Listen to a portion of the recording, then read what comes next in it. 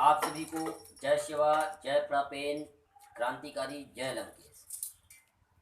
आज मैं आप लोगों को कुछ तथ्य के साथ बताने के लिए आया हूँ और बस यही बताऊँगा कि अपने लोगों को कि हमारे इतिहास को जाने, हमारी प्रथा को जाने। बहुत बात करते हैं रूढ़ी प्रथा, आदिवासियत, आदिवासी कल्चर, आदिवासी संस्कृति, बहुत बात करते हैं, लेकिन कभी हमने जानने का प्रयास किया, कभी हमने आदिवासी संस्कृति को अपनाने का प्रयास किया नहीं। आज हमारे बीच में जैसे रावण का बात आता है, महिषासुर का बात आता है, तो हमारे लोग रावण को जाने कैसे? रावण को जाने कैसे? पहले आप सोचो। हमारे लोग रावण की इतिहास और रावण को किस आधार पे पढ़ते हैं, कैसे जानते हैं? कि रामायण के आधार पे जानते हैं।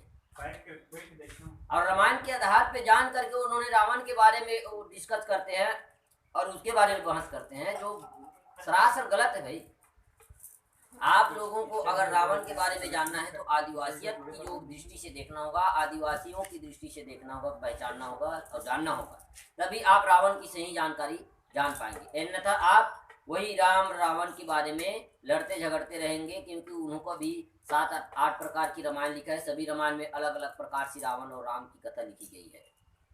और आज हमारे लोग मान्यताएं, कथा, किस्सा, कहानी के बारे में बोलते रहते हैं, तो हमको इसके बारे में जानना है पहले, तो हमें आदिवासियत पढ़ना।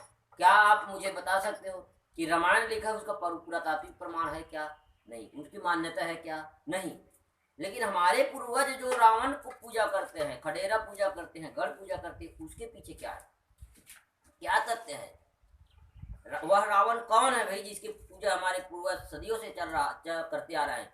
जिस दिन रामायण लिखा ही नहीं गया था और उस दिन पहले से हमारे लोग रावण की को करते आए हैं, रावण को पूजते आए हैं, तो आप बताइए कहाँ से जाने वो?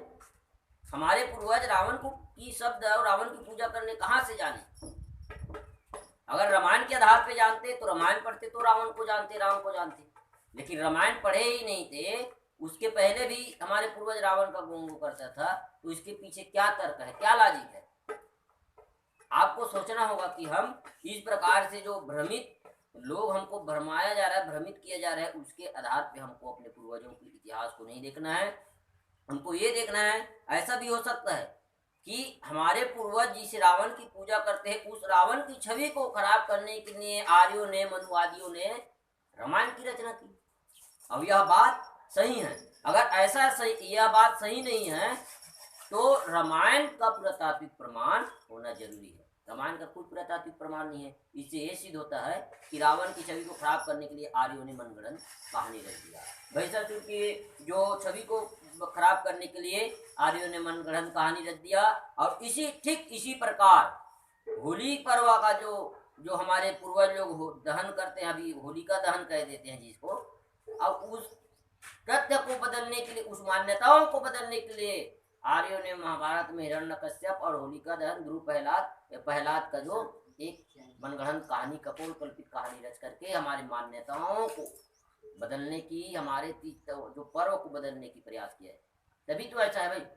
आप देखो, आदिवासी की कोई भी क्षेत्र हो, हर तीज त्योहार के जस्ट उसी समय, उसी दिन में हिंदुओं का कोई अलग पर्व रहता है।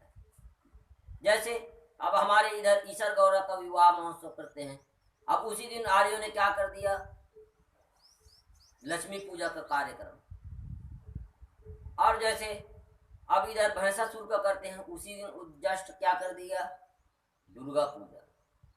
दशहरा निकालते हैं हमारे लोग, दशहरा निकाल के राजा की जो राज दरबार लगता था राजाओं की, उस दिन क्या कर दिया, रावण दहन, रावण वध, कि राम ने ऐसा वैसा किया, अयोध्या से रावण को मार करके, लंका से रावण को हरा करके आया अयोध्या में, इसलिए दीपोत्सव मनाया जाता है। तो ये सब चीज जो हमारे लोगों की जो मान्यताएं हैं, लोगों को जो आधार है हमारे आदिवासी को, उस आधार को बदलने के लिए इन मनुवादियों ने एक कपोल कल्पित कहानी उसके जस्ट पीछे अपना लिख दिया गया।